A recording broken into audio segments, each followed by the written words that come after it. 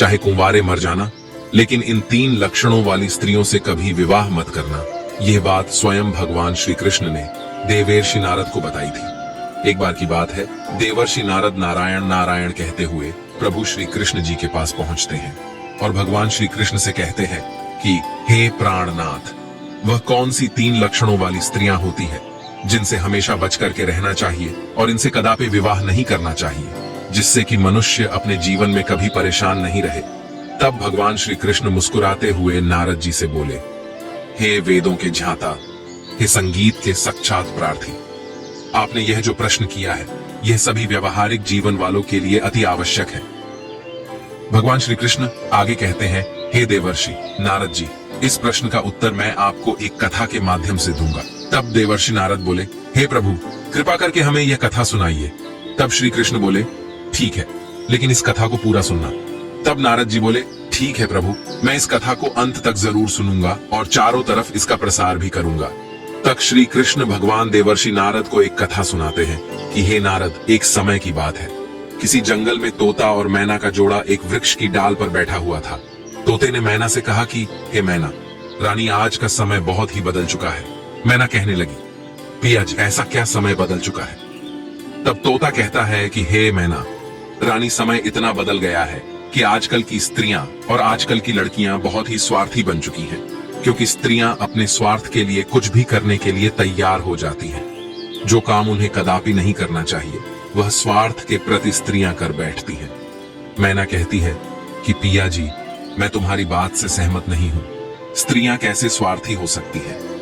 आप हमारी नारी जाति की बुराई कर रहे हैं। तोता कहता है, नहीं मैना, तुम हमारी बात पर विश्वास करो। तब मैना कहती है, नहीं स्वामी, मैं तुम्हारी बात पर विश्वास नहीं कर सकती हूँ।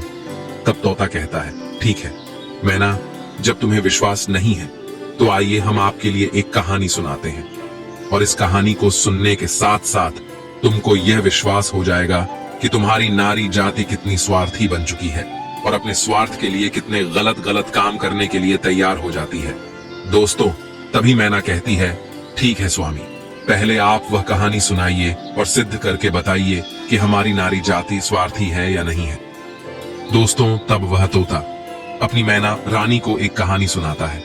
तोता कहता है, हे मैना, एक समय की बात है, किसी नगर में 3 दोस्त रहते थे। एक राजा का लड़का था जो राजकुमार था, एक बनिया का लड़का था और एक साहूकार का लड़का था। ये 3 दोस्त थे, तीनों में बहुत गहरी दोस्ती थी, क्योंकि वह तीनों साथ साथ पढ़ते थे और साथ ही साथ बड़े भी हुए थे। राजा का जो लड़का था, जो राजकुमार था, उसकी शादी भी हो चुकी थी। मित्रों, एक दिन की बात है, तीनों दोस्त राजा के बगीचे में टहल रहे थे। तो राजकुमार, जो राजा का लड़का था, वह अपने दोस्तों से कहता है, भाई कल चलते हैं और मैं अपनी पत्नी को उसके मायके से बुला करके ले आता हूँ, क्योंकि बहुत दिन हो चुके हैं और हमें अपनी पत्नी की बहुत याद आ रही है। इसीलिए कल ससुराल में चलते हैं और तुम हमारे साथ चलो और मैं अपनी पत्नी को बुला लाता हूँ। तब इन दोनों दोस्तों ने कहा, जो साहूकार का लड़का था और बनिया का लड़का था, इन दोनों ने बोला, भाई तुम तो अपने ससुराल में पहुंच जाओगे और ससुराल में ससुर जी के महल में आराम से सोओगे, लेकिन हम कहां जाएंगे? तब राजकुमार कहता है, मेरे भाई तुम कोई सराय देख लेना और एक रात की ही तो बात है, एक रात सराय में काट लेना और सुबह मैं अपनी पत्नी को लेकर के आ जाऊंगा और आराम से घर के लिए निकल चलेंगे। दोस्तों, राजकुमार की बात को सुनकर कि दोनों दोस्त, साहूकार का लड़का और बनिया का लड़का जो था, वह सहमत हो जाता है। लेकिन बनिया का लड़का जो था वह बहुत ही चालाक और चतुर था, और जो राजा का लड़का राजकुमार और साहूकार का बेटे बिल्कुल भोले और नादान थे। दोस्तों, दोनों दोस्त जब सहमत हो गए तो दूसरा दिन होता है और दोनों दोस्त अपने दोस्त राजकुमार के साथ में वहां से चल देते हैं और चलते चलते 3 दिन इनके रास्ते में लग जाते हैं।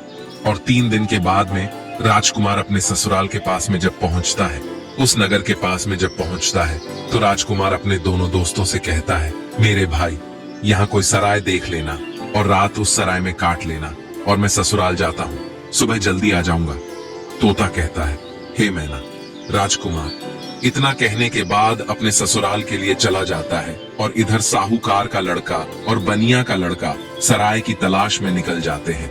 ढूंढते ढूंढते उनको एक सराय दिखाई देती है और वह सराय के जब समीप पहुंचते हैं तो उन्होंने देखा कि यहाँ खाने पीने की भी व्यवस्था सही है और रुकने की भी व्यवस्था सही नजर आ रही है।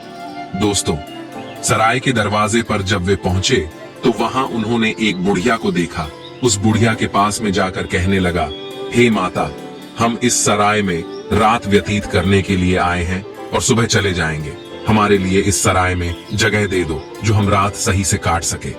दोनों दोस्तों की बात को सुन करके वह बुढ़िया जो थी वह कहने लगी, देखो बेटा, चाहे कहीं भी रुक जाओ, चाहे कहीं भी जाकर के रात काट लो, लेकिन इस सराय में आप ना रुके, इस सराय में आप रात ना गुजारे। तब दोनों दोस्त ने पूछा, ऐसा क्यों माता? तब बुढ़िया कहती है, मेरे पुत्र, इसमें अगर आप रुके तो आप जिंदा नहीं बचेंगे, क्योंकि आपकी मृत्यु हो जाएगी। दोस्तों, इस तरह से वह बुढ़िया जो थी साहूकार के लड़के और बनिया के लड़के को समझा रही थी। तब तक एक बहुत सुंदर लड़की, एक बहुत सुंदर युवती दरवाजे के भीतर उस साहूकार के लड़के को दिखाई दे जाती है। साहूकार के लड़का ने जब उस सुंदर युवती को देखा तब वो उस पर मोहित हो गया और उसके साथ रात में रुकने के लिए वह तैयार था। वह उतावला हो रहा था कि किसी ना किसी तरीके से हम इसके साथ रात गुजार लें। मित्रों, इधर वह बुढ़िया समझाती रही, लेकिन साहूकार का लड़का नहीं माना। साहूकार का लड़का जो था वह अपने दोस्त से कहता हुआ चला गया कि दोस्त, तुझे कहीं जगह मिल जाए तो तू रुक लेना, पर मैं तो इसके साथ में ही रुकूंगा। दोस्तों, इतना कहने के बाद में वह साहूकार का लड़का जो था उस सुंदर युवती के साथ में रुकने के लिए वह अंदर चला गया। और जो सराय में एक हॉल टाइप का रूम, यानी हॉल जैसा एक कमरा था, वह बहुत गहरा और लंबा था। उसमें वह सुंदर युवती के साथ में साहूकार का बेटा चला जाता है। दोस्तों, इधर रात हो चुकी थी और सोने का भी वक्त कुछ समय में होने वाला था। दोस्तों, वह तोता मैना से कहता है, इधर साहूकार का लड़का उस सुंदर युवती के साथ में सराय के अंदर चला गया, लेकिन बनिया का लड़का बाहर रह गया, जो बहुत ही चालाक था। वह चतुर था और समझदार था। बनिया के लड़के ने उसे रोका भी, लेकिन वह नहीं माना। अब दोस्तों, बनिया का लड़का जो था वह बुढ़िया के पास फिर से पहुंचता है और कहता है, हे बूढ़ी माता, मैं आपकी बात को समझा नहीं। आपने कहा कि इस सराय में जो रुकेगा उसकी मृत्यु हो जाएगी और वह सुबह जिंदा लौट करके नहीं आएगा। इसका क्या कारण है, बताने की कृपा करें। तब वह बुढ़िया कहती है, बेटा, तुम उसे रोक रहे थे, लेकिन तुम्हारा दोस्त नहीं माना। मुझे डर है कि वह सुबह आपको जिंदा नहीं मिलेगा। बनिया का लड़का कहने लगा, वही तो मैं आपसे जानना चाहता हूं माता, बात क्या है, खुल करके बताओ। तब बुढ़िया ने कहा, बेटा, ये जो सुंदर युवती आपके दोस्त ने देखी, जिसके साथ में वह अंदर चला गया, ये सुंदर युवती जो है ये एक वैश्य है और नागिन है। ये रात में अपना रूप बदल लेती है और जिसके साथ ये रात में रुकती है उसी को डस लेती है और उसको मार देती है। इसलिए हमको डर है, क्योंकि जो भी गया वह जिंदा लौट करके नहीं आया। तोता मैना से कहता है बनिया का लड़का। यह सुन करके घबरा गया और कहने लगा, हे बूढ़ी माता, हमें कोई रास्ता बताओ जिससे हम अपने दोस्त की जान बचा सके।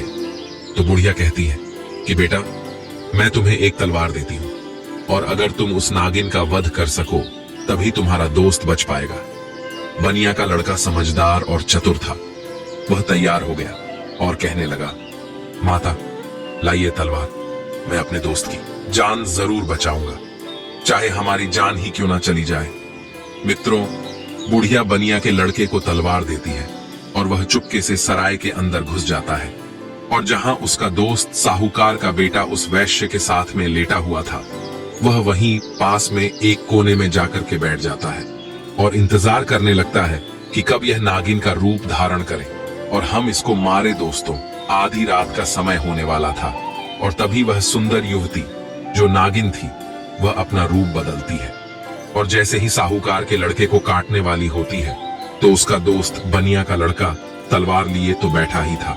एकदम से उसने तलवार चलाई और उस नागिन का वध कर दिया और वह सुंदर युवती मर गई। दोस्तों, इस तरीके से उसने अपने दोस्त की जान बचाई और उस मरी हुई नागिन को पलंग के नीचे रख दिया एवं छिपा दिया। दोस्तों, तब तोता मैना से कहता है, वो बनिया का लड़का जो था, इतना काम करने के बाद, अपने दोस्त की जान बचाने के बाद सराय से बाहर निकल आता है और जब बाहर निकल आया तो उसने क्या देखा कि एक सुंदर स्त्री जो है वह जंगल की तरफ जा रही है।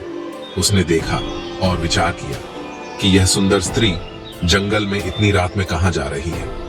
हमें देखना चाहिए, इसके पीछे पीछे जाना चाहिए और यह जानकारी लेना चाहिए कि यह जा कहां रही है। वो बनिया का लड़का जिसके हाथ में तलवार थी, जिसने नागिन का वध किया था, वह उस सुंदर स्त्री के पीछे चल देता है और वह बनिया का लड़का सोचता जा रहा है कि देखिए यह कहां जा रही है।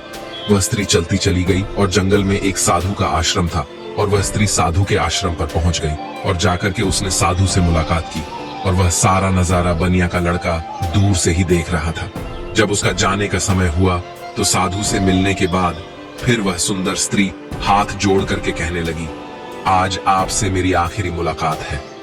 साधु कहने लगा, वो क्यों? तो वह सुंदर स्त्री जवाब देती है, हमारे पति हमें लेने के लिए आए हैं और अभी हमारे घर पर ठहरे हुए हैं। कल मैं अपने पति के साथ ससुराल चली जाऊंगी। आज के बाद फिर मैं आपसे मिलने के लिए नहीं आ पाऊंगी। तब वह साधु कहने लगा, रोजाना तो हमारे पास आती थी, लेकिन अब हमें धोखा देकर के जा रही हो और कह रही हो कि अपने पति के साथ जा रही हो। तब वह सुंदर स्त्री जवाब देती है, हाँ, मेरा पति मेरे घर पर ठहरा हुआ है और कल मैं ससुराल चली जाऊंगी। हमें माफ करना, अब मैं आज के बाद तुम्हारे पास मिलने नहीं आऊंगी। दोस्तों, उस सुंदर स्त्री की बात को सुनकर साधु को गुस्सा आ जाता है और साधु गुस्से में उसकी नाक काट देता है और जब उसकी नाक कट जाती है तो उसे पीड़ा होती है और वह पीड़ा को सहन करती हुई चिल्लाती हुई अपने घर के लिए भाग खड़ी होती है। इधर दोस्तों, वो बनिया का लड़का सारी बातें सुन रहा था और ये नजारा देख रहा था। उस बनिया के लड़के को बहुत गुस्सा आ गया और उसने गुस्से में साधु को मार दिया, उसकी हत्या कर दी और उसको मार करके वहां से तुरंत वे चल देता है और आगे चल करके एक मंदिर था और उसी मंदिर में जाकर के छिप कर भीतर बैठ गया। अब वह सोचता है कि हे प्रभु, इस दुनिया में हो क्या रहा है। अब इधर जो वो बनिया का लड़का मंदिर के अंदर बेचारा चुपचाप बैठा हुआ था, वहां पर कुछ चोर आते हैं और चोर मंदिर के बाहर से हाथ जोड़ करके कहते हैं, हे देवी माँ, हम चोरी करने के लिए जा रहे हैं और अगर यह हमारी चोरी आसानी से हो जाए और हम ना पकड़े गए तो कल हम तुम्हारे पास तुम्हारे लिए राजा की लड़की को लाएंगे और उसकी बलि चढ़ाएंगे। इतना कहने के बाद में वह चोर अपनी चोरी करने के लिए चले जाते हैं और जो अंदर बनिया का लड़का बैठा था, उसने जब चोरों की बात को सुना तो उसके पैरों तले जमीन खिसक गई और वह कहता है, यह क्या है? यहाँ भी एक हत्या होने वाली है। हे प्रभु, ये हो क्या रहा है? दोस्तों, वो बनिया का लड़का विचार करता है, चाहे कुछ भी हो जाए, लेकिन मैं राजा की लड़की की हत्या नहीं होने दूंगा। ये सोच करके वह मंदिर में बैठा रहा। इधर दोस्तों, क्या हुआ कि वह स्त्री जो थी, जिसकी नाक साधु ने काटी थी, वह अपने घर पर पहुंची और उसने रोना धोना बंद किया। बाकी पीड़ा तो सता रही थी। उसने विचार किया, अगर सुबह लोग हमको देखेंगे तो पता नहीं ना जाने मेरे बारे में क्या कहेंगे। हमें शर्म से अपना सर झुकाना पड़ेगा। क्यों ना हम अपने पति को फंसा दें और ये कह दे कि हमारे पति ने मेरी नाक काट ली। तो वही हुआ, सवेरा होने वाला था और जैसे ही थोड़ा प्रकाश होने को था, तभी वह चिल्लाने लगी और कहने लगी कि देखिए देखिए, हमारे पति ने हमारी नाक काट ली। दोस्तों, घर वाले जो थे वह एकदम से भाग करके आते हैं और उसके पति को बंदी बना लेते हैं। जो वह राजकुमार था, जो राजा का लड़का था, उसको पकड़ लेते हैं और पकड़ करके वहां से राजा के सामने पेश कर देते हैं। राजा वो सारा वृतांत जान करके उसको जेल में डाल देता है। तब तोता मैना से कहता है, हे मैना रानी, अब आगे सुनिए क्या हुआ। इधर पूरा दिन व्यतीत हो गया। उसका दोस्त जो बनिया था, उसने पूरा दिन इधर उधर बैठ करके काट लिया और जब रात हो गई तब उसी मंदिर में जाकर के वे छिप करके बैठ गया, क्योंकि उसे मालूम था कि यह चोर राजा की लड़की को पकड़ करके जरूर लाएंगे, उसकी हत्या जरूर करेंगे, लेकिन मैं उसकी हत्या नहीं होने दूंगा। जब रात हो गई तो मंदिर में जाकर के तलवार लेकर के छिप कर बैठ गया और इधर आधी रात जब होती है तभी वह चोर राजा की लड़की को पकड़ करके लाते हैं और मंदिर के बाहर बैठ जाते हैं। कुछ देर बैठ करके बातें करते हैं और कहते हैं, देवी माँ ने हमारी बातें सुन ली है, कितनी बढ़िया, हमें चोरी करवा दी, पकड़े भी नहीं गए और बहुत मालदार भी बन जाएंगे क्योंकि हमने बहुत माल लूटा है। इस तरीके की बातें कुछ देर करते रहे। फिर उनमें से एक बोला, देख भाई, अब उस लड़की को जल्दी ले जा और देवी माँ के सामने उसका सिर काट देना और उसकी बलि चढ़ा देना। तो दोस्तों, उन चोरों में से एक चोर जो था वह राजा की लड़की को पकड़ करके अंदर मंदिर में प्रवेश करता है और देवी माँ की जहां पर मूर्ति थी वहां पर ले जाता है। और उस लड़की का सिर काटने के लिए जैसे ही वह चोर जाता है तो बनिया का लड़का तो वहां तैयार ही बैठा हुआ था। इससे वह चोर राजा की लड़की का सिर नहीं काट पाए, उसकी बलि चढ़ा पाए। उससे पहले ही बनिया के लड़का ने उस चोर को मार दिया और चोर को मार करके उसकी लाश को एक बगल में रख दिया।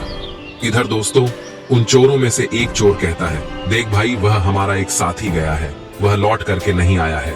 अरे तू जा और देख करके आ कि उसने बलि चढ़ा दिया नहीं। दोस्तों ऐसे ही दूसरा चोर जो है जैसे ही मंदिर में प्रवेश करता है तो वह बनिया का लड़का तैयार बैठा हुआ था, उसने उसको भी मार दिया। कहने का मतलब ये है कि इसी तरीके से उस बनिया के लड़के ने जितने भी चोर थे सारे चोरों को मार दिया। और उस राजा की लड़की की रक्षा की जब सारे चोरों को मार देता है तब वह लड़की निर्भय हो जाती है। और उसके बाद में वह बनिया का लड़का राजा की लड़की से कहता है कि चलो हम तुम्हारे घर तक तुम्हें छोड़ देते हैं। दोस्तों राजा की लड़की घबराई हुई थी, उस बनिया के लड़के के साथ में चल देती है। और इधर राजा की जो लड़की थी वह बनिया के लड़के से प्रेम करने लगी और कहने लगी कि हम तुमसे विवाह करना चाहते हैं। दोस्तों बातों ही बातों में वह लोग राजा के घर तक पहुंच गए और घर के दरवाजे पर जैसे ही पहुंचे तो बनिया के लड़के ने मना कर दिया, नहीं, मैंने तुम्हारी रक्षा की है, इसका मतलब यह नहीं है कि मैं तुमसे विवाह करूं, मैं ऐसा कदापि नहीं कर सकता। राजा की लड़की को गुस्सा आ गया और कहने लगी, अगर आप हमारे साथ शादी नहीं करेंगे तो मैं आपको जेल में डलवा दूंगी। बनिया का लड़का कहने लगा, जैसी आपकी मर्जी, लेकिन मैं शादी नहीं करूंगा। दोस्तों तभी राजा की लड़की दरवाजे पर चिल्लाती है और कहती है, बचाओ, ये हमको पकड़ करके ले जाना चाहता था और ये हमारी इज्जत लूटना चाहता है।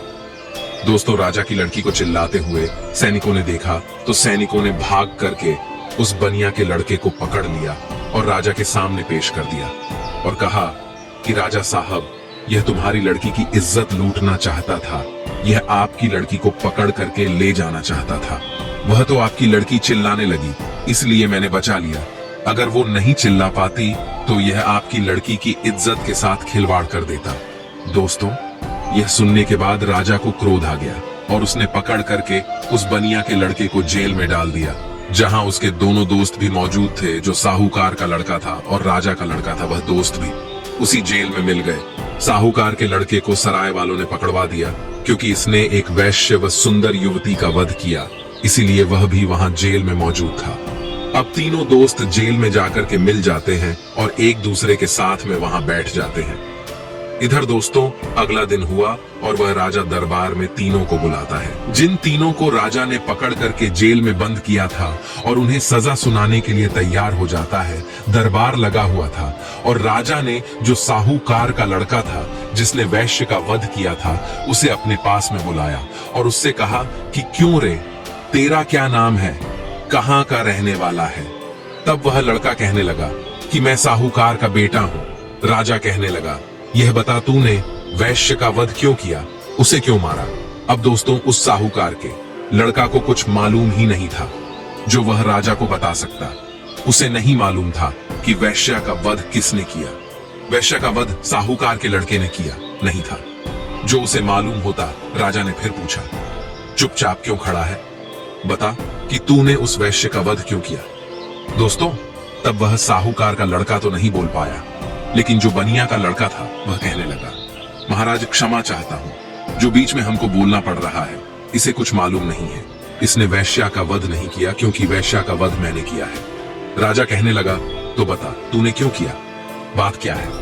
तब दोस्तों वह बनिया का लड़का कहता है, हे महाराज, हम अपने दोस्त के साथ में, इसी साहूकार के लड़का के साथ में सराय में रुकने के लिए एक रात गुजारने के लिए गए थे और एक बूढ़ी माँ ने मना किया था, इसके अंदर नहीं रुको क्योंकि जो रुकेगा वह सुबह जिंदा नहीं बचेगा।